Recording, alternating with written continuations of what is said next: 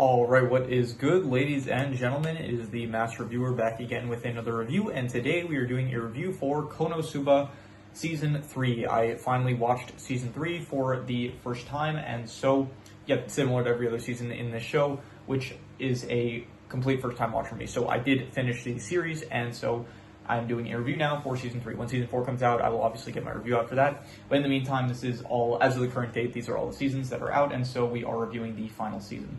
So let's just get into it, starting off with, before I begin, I will just mention that the intro, I didn't mention it up to this point, but honestly, all the intros for the show are pretty good. Not even just the intros as well, but the outros. So I think at some point I will probably go back and listen to some of them. Definitely at least the Season 3 intro, I was listening to it very often. Not even just that, also for Konosuba, An Explosion on This Wonderful World, the Megumin spinoff, I did think that the intros for that were also, the intro and the outro for that was also pretty good. So props to the intros and outros, definitely. So anyway, but with that said, let us just begin, starting off with the plot. So the plot of Season 3 is that basically Kazuma and the rest of the party, they get invited to meet at the very start. This is what happens at the beginning of the season. They get invited to meet with Iris, who is this princess from the capital of Belzerg, which is basically, Axel is one of the towns in the kingdom of Belzerg. So that is where they end up going, and so at first they have a dinner. It doesn't really go the best because Kazuma and the rest of them are kind of rude. Darkness is trying to be a lot more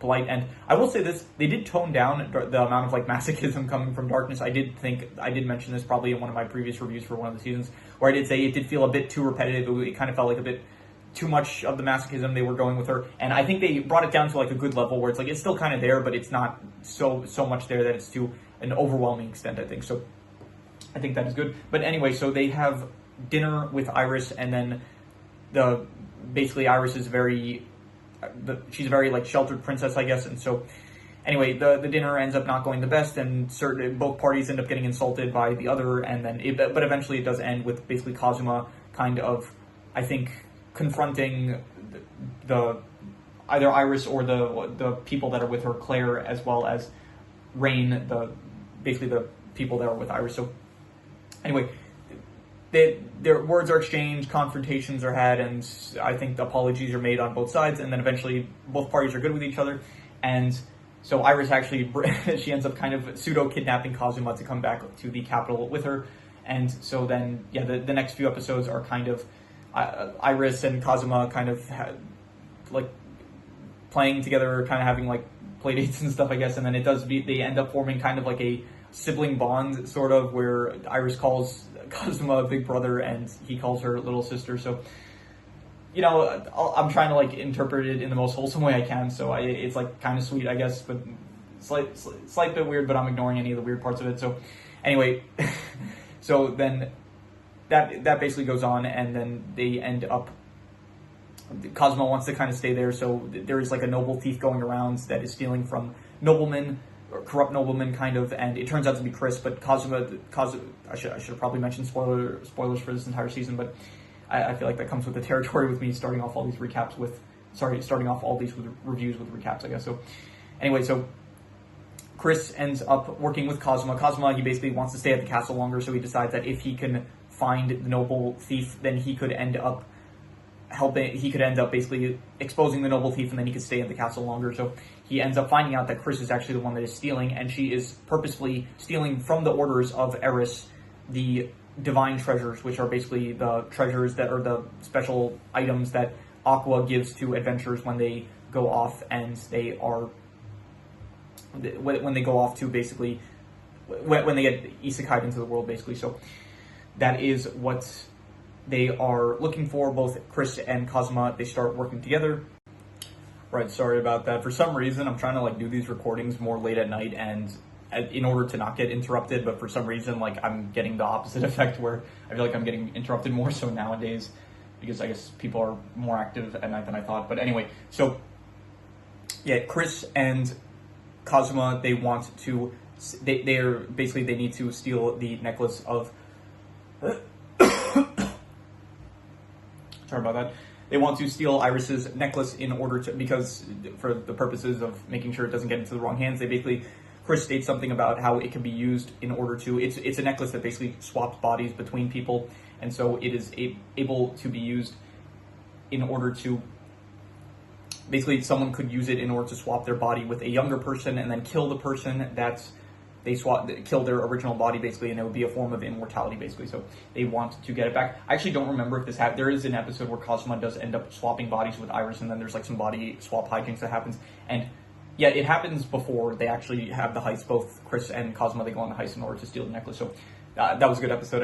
I enjoy it. Like body swap those kind of episodes can always be hit or miss, and I thought that it was more of a hit this time around. It was, there was some good bits, I thought. So anyway, then Kazuma and Chris actually go on the heist, and Kazuma ends up using a mask that Vanir gave to him in order to... By the way, I think I'm saying Vanir, but I think his name is pronounced Vanir in the show, so apologize, maybe I'm butchering it. So Kazuma puts on a mask that Vanir gives him, which basically causes him to kind of become more malicious, I guess, at nighttime. So he ends up becoming a bit more, I don't know, not necessarily like more violent, but he does like use more tactics, and he becomes more, he says like he's on the top of his game, something like that. So anyway, they end up stealing the necklace, and then that is pretty much the end of that arc, kind of. And so yeah, Kazuma, he ends up like, they're upset that everyone's kind of like infatuated with the thieves, which includes Megumin. Like, not the people infatuated with the thieves are Megumin, Iris, and also like even the guards Claire and Rain. They kind of admit that it was impressive that what the thieves did, and they also like said maybe they were doing it for a noble reason, whatever. So anyway, Kazuma ends up he ends up going back home with the rest of the party, and then you have there's a bit of time that you see with Vanir and Wiz, and sadly Wiz, for how much like I really like her, I like her a lot as a character, but she is not really in this season a lot, which is a bit of a shame. But anyway, Vanir, he does a kind of fortune telling reading for Darkness, and then he ends up kind of predicting something that's stuck in her mind, and so it affects her for the rest of the season, basically, where afterwards a Hydra, there's basically a Hydra that is attacking the city. There's a huge bounty on it, and so Darkness wants to go alone to defeat it. And then Kazuma and the rest of them, they don't really understand why, but they end up gathering everyone in town in order to help defeat the Hydra. And so they met, by the way, I forgot to mention this, but in the town, in Iris's kingdom, it ended up getting attacked by the Devil King, and then Kazuma ended up dying once again, and Eris had to revive him. So, well, Eris didn't revive him, it was Aqua that revived him, but he did have like a small chat with Kazuma, which it does remind me, for some reason, this season specifically, there's a lot of like jokes where it takes like long pauses, which is fine. Like those jokes can be like pretty funny at times, but for some reason, this show like does not do it well at all. Where it takes I think there was a point where you have Kazuma, he ends up meeting Eris again, and then there's like a long pause meant to be like, oh, you're back here once again. But it goes on for, I'm not even kidding, I actually timed it. I went back to the scene to actually like see how long it was. I think it's like a full 24 seconds of just like that the screen is paused with like no audio or anything. So I think, honestly, I think the animators were probably just getting lazy, or maybe, I don't know, they animated the entire episode and they're like, oh, we still have like, we have to fill 24 seconds in somewhere. So they were just like, okay, let's just have this gag where he's not speaking, or they're not moving for like a full 24 seconds, something like that. So anyway, that's not the only instance. There was like some other instances where they just had these like really long pauses for some reason, which again, that joke can work, but the way that they went about it did not work at all. So anyway, that happened earlier. But anyway, so yeah, Kazuma, he ends up bringing everyone in town to help defeat the Hydra, but then the reason that Darkness was going alone was because she wanted to get all the reward money for defeating the Hydra, which would have paid off her debts, because back in season 1, when Kazuma ended up telling, was it Wiz? I think it was Wiz. Wiz, she ended up teleporting the Corona Light, I think it was called. So she ended up teleporting it. It caused the mansion of Lord, I forgot his name, Al something. Let me see here. Konosuba Lord Albarg? Was it Albarg? Alderp. So yeah, it blows up his mansion, and so what happened was that at the time we thought like, okay, they paid off the debt, but they didn't have to pay off all of it. And so it was revealed to us this season that basically Darkness's family helped to cover the cost of it. But then I think there was also the fact that the Walker that they fought in season 1, it ended up destroying like a lot of the farm fields. So Darkness's family had to take out a loan from Lord Albert in order to, I don't know why I'm saying Albert, Alderp, in order to, was it Alderp? Yeah, it is Alderp. Okay. So Alderp like gave Darkness and her family a loan, and so she can't pay it off. And so basically the end of the season is that Darkness ends up leaving the party because she is going to be in an arranged marriage with Alderp in order to basically pay off her debts. And so then the final basically arc of the season is that you do have Kazuma and the rest of the gang, Megumin. Yunyun is also helps out with them. Aqua, they basically like they steal darkness back, like that kind of situation where they're stealing the bride of the wedding. And so, yeah, they end up saving her, and they do manage to. What happens is that Kazuma, he ends up selling the intellectual property rights for all of the rest of the inventions that he was planning to sell to Vanir. So he does sell the ownership rights of his products, and then Vanir ends up giving him basically all the money he needs in order, which is like 2 billion Eris, in order to pay back the debt that Darkness owes to Alderp. And that is, yeah, so then they save her, and then they run away. He still tries to, like, get them back, but all the villagers kind of work together to help them out escape. And that is, if I'm not mistaken, I think that is where the season ends.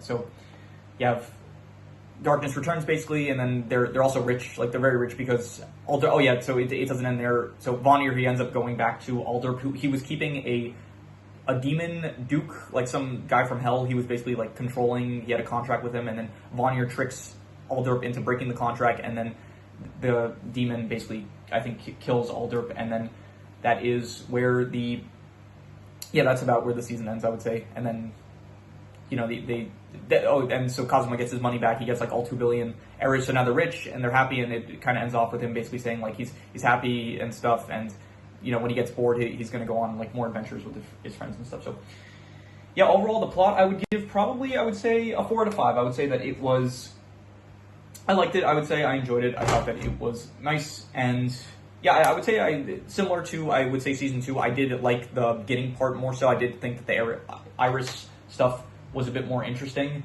compared to the wedding stuff at the end. But I would say that the wedding stuff, it was still more enjoyable than the Arkan Ledia. By the way, in this season, they say Arkan Redia, so I'm really confused. I looked it up last time for the Megumin spin-off review that I did. So it's, from what I looked up, it said it's called Arkan Ledia, but I hear characters in this season calling it Arkan Redia, so I honestly do not know what it's supposed to be called. But either way, I did think that the second half of the season, like the ending arc, was better than the Arkan Ledia / Redia plotline of the last season. So that is about. I'm actually going to look up just real quick. Let me see here. Konosuba Arkan Letia. Is it like Arkan Ledia?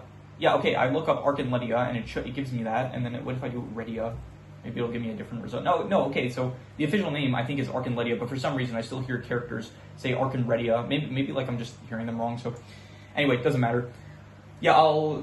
I also watched OVAs, by the way. You should see in the title of the video, it should say probably like OVA number 3. It's probably a pretty long title, so you might not see it in the title, but whatever. I'll speak about that a bit at the end.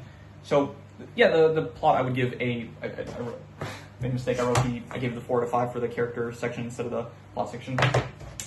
I'm doing this, like, I was actually planning to, like, maybe go to bed today, but then I decided, like, you know what, I have a lot of work to do tomorrow. I have a lot of homework that I've been procrastinating on since I did start my new semester, so I am going to be pretty busy, and I'm probably not going to be able to get anything done tomorrow. So I was like, you know what, let me just finish this all off today. And I don't know if I will, but there's the character ranking that I also have to do, so I have to do that I want to do. So I will I think I'll probably do it before I go to bed today, so tonight, I guess. So yeah, anyway, the plot I would give a 4 out of 5. I thought I liked it, I enjoyed it, and so yeah. In terms of the characters, you have the main cast, Aqua, Darkness, Kazuma, and Megumin as usual. I think they're good. Darkness, once again, I did think that she is much improved this season. It's like they toned down the masochism, which I thought made her more bearable, I guess, to watch. It wasn't as annoying as it was in like the previous seasons. And yeah, Megumin, it feels like she has a bit less screen time, I guess, but it does make sense because she's coming off of the spin-off that she had where we did focus a lot on her, so I don't really mind it too much. Kazuma, Aqua, they are also good, I would say, and yeah, I'll speak about all these characters when I do the actual character ranking a bit more, but Chris, back again, once again, I like Chris, so I think more screen time with her is always great.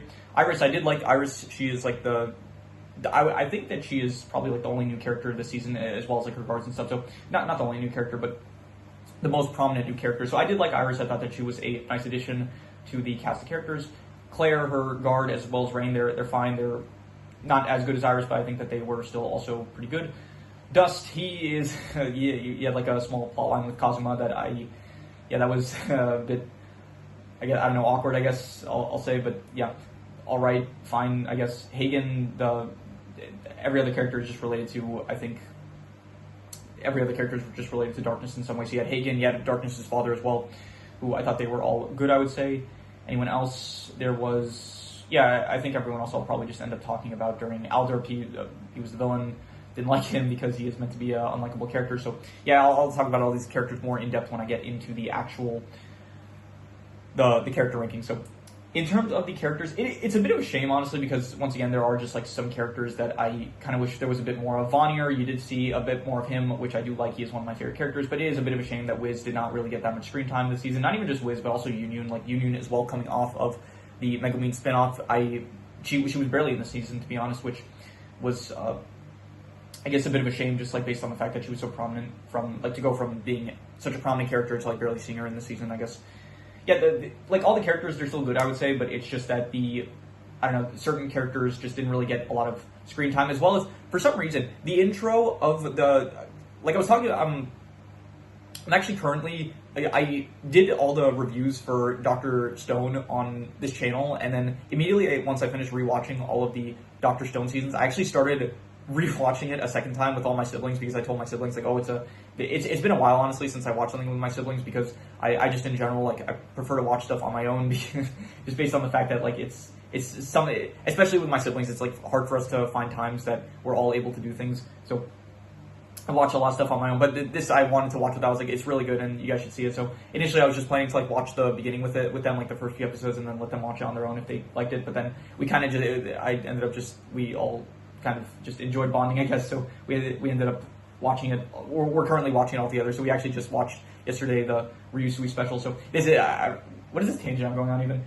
I was mentioning Dr. Stone because, oh yeah, so we were having a discussion about how the intro of Dr. Stone, it does like, if you look at the intro, it's like if you pay attention, it just kind of, not spoil, but it does like foreshadow stuff that is going to be in the season that you're watching. So in this intro, you had the intro for here in Konosuba Season 3, and I don't remember this being the case for the other two intros that there were, but you watch this intro, and it shows like a lot of stuff that did not end up happening. Like there was a whole dragon they ended up fighting in the intro sequence for this season, and there was no point where they fought a dragon. They didn't even, honestly, the whole plot of the Devil King didn't even advance at all this season. Like you did have, I guess like maybe some foreshadowing at the end with like Vanir, where he ends up freeing the demon from Aldorp, but besides that, like there is really, honestly, I guess the Devil King's army attacks the town, the kingdom of Belzerg, but besides that, you actually have like no, I guess, plot advancements in terms of the Devil King, which I guess was a bit surprising for a whole season to not really like focus on that at all. So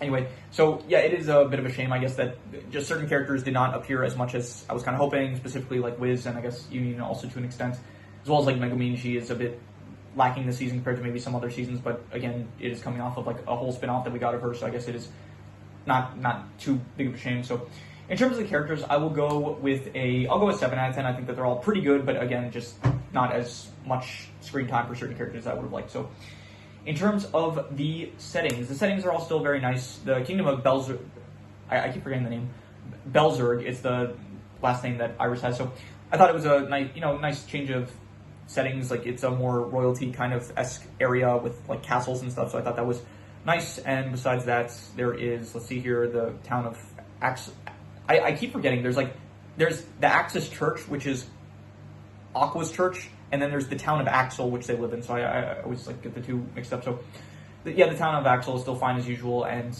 there's not really much for me to say about the setting. So I'm just gonna go I'll go like a 6.5. Like it's good, nothing really amazing though. So yeah. In terms of the art style, I will still give just the usual 8 out of 10. I think it's a great art style. I don't really have any other new comments about it that I didn't already say in the previous reviews. In terms of the comedy, I will give the comedy I'll go with 7 out of 10. It wasn't like noticeably any better in this season compared to some of the other seasons, but it did not get any worse, I would say. It's still, it's like this season feels like about consistently as good as it's been. So, there were definitely some moments I laughed out loud. There were, I guess, not all the jokes landed, but, it's still pretty consistently entertainingly funny, I would say. Once again, I did complain a bit about, like, the jokes of just, like, leaving the long pauses for way too long just did not work for me, so maybe that I'm giving it a bit lower than I might have given it in one of the previous seasons. And, yeah, in terms of the worst thing I would say is honestly, just like I guess the lack of advancement this season, like it's a good. I definitely think that this is still one of the stronger parts of this whole franchise, but I do think that it is just a bit of a shame that we didn't really get any advancements with, I would say, the Devil King, as well as just certain characters are once again not as prominent. Like they didn't focus on a lot of the, like even in the case of like Wiz being like one of the demon generals, it's just a bit of a shame that we didn't focus on that side of this story as much as I kind of would have hoped. So I'll say that's the worst thing in my opinion, and I'm not going to say like really ruins it, so I'm just going to go like a 5 out of 10. Like it's still I still very much enjoyed this season, so I'm just going to go a 5 out of 10 because it doesn't really ruin it, to be honest. So in terms of the best thing, I will say the best thing was probably, I knew at the beginning I did like the arc with Iris. I think that it was pretty fun. It was a nice change of pace. It was like something new. Royalty setting, I liked the characters in it were all pretty good, I would say, even up until the point where Chris is stealing with Kazuma. Kazuma ends up getting possessed by the mask and stuff. I thought it was all fun. And so I would say the entire like arc in the town of Belzerg and like beforehand when there's the whole like dinner party and stuff, I would say the beginning of the season I would say is my favorite part, and I would say that it was very good. I would go a 7.5, I would give it. And yeah, that is all of the scores I have. So before I do the final calculation, I'll just talk briefly about the OVA. You did have, let's see here, there were 2 OVAs this time, where up until this point it was just 1 OVA in each season. It was 2 OVAs. The first one was about, I think it was kind of their excuse to I think they wanted to do like a beach episode, but they didn't know how, so this was I guess what they came up with, where you do have basically all the adventurers. There is this storm goddess that is causing trouble, sending typhoons to the town of Axel. Yeah, Axel, not Axel. Yeah, Church of Axis, town of Axel. Yeah, so there's a storm goddess. She's sending typhoons to Axel. Yeah, Axel. So then all the male adventurers, they're like, they call over, they need Megumi because she's actually able to stop the goddess, because like explosion magic is apparently very effective towards her. But then basically their plan is like, okay, we want to stop her, but we don't want her to be killed or something like that, because when she has like this effect where the more damage she takes, the more like wind she blows out or something like that. And so it's an excuse they want basically like a bunch of women to come along with them, also like women, female adventurers and like wizards and stuff. Like they bring along Wiz, they bring along Union and Darkness and all those characters. So they want basically the storm goddess to blow away their swimsuits and stuff. So that's I guess the plot of it, but it doesn't end up happening. And it's a bit. It's like fine. It's not really the most interesting. I think just in general, the whole quests, the quest side of this show it's just not, it's never been as interesting as some of the other bits of the show. But yeah, it was, I guess, somewhat funny at times, but it definitely was just another quest that I felt like it was all right, I guess. And yeah, I not really much thoughts other than that to say about it. So in terms of the second one was, I would say, not really any better or worse. It was just kind of, you had a second OVA where there was imposters, basically, where you had a party that consisted of Azuma, Megumi, Rockless, I think her name was, and Aquar. So, yeah, I think that was her name. So, and it was basically this group of adventurers that were exactly like the main cast of characters that we have. And it was just basically that they heard like bad rumors about Kazuma and his party, and so they went to investigate and stuff, and then over the course of the OVA, they kind of like get to know each other a bit, and so by the end of it, they realize like, oh, you're good people, you're noble and stuff, and it's like those rumors we heard, they must have been lies, but then it's like we hear all the rumors, and it's like all true stuff that happened. So yeah, I honestly, I don't think one is like necessarily better than the other. Both OVAs are just like, I don't know, fine. I would say probably they're a bit better than the second OVA that was after season 2, but I still think like neither one is like as perverted or bad as the first OVA. Like I still think that one is like still like borderline hentai at this point, but I do think that but the first one still had like the best concept of Kazuma, like with the choker. I thought that was still it was like the most interesting one to watch, even if it was the most uncomfortable, I would say. So anyway, those are my thoughts on the OVAs. I'm not like giving a score to it or anything. That's just what I thought about it. So yeah, but that is all of the scores, and I spoke about the OVA, so I'm going to do the calculations. So King Crimson. All right, so it ends up coming out to about a 7 out of 10. And by the way, I made a mistake. I ended up saying that the best score was I ended up giving the beginning arc a 7.5, but then I realized that the art style I ended up giving an 8. So, and once again, I just don't like, if I'm saying the best thing is this, but it's a lower score than some other category. So I didn't replace it with the art style. I just decided that, you know what, fine, I guess it is an 8 out of 10, I would say, for the beginning arc. I thought it was a great arc at the start. And so, yeah, that is just small change in the best score. So anyway, it ends up coming out to about a 7 out of 10, which would be pretty good.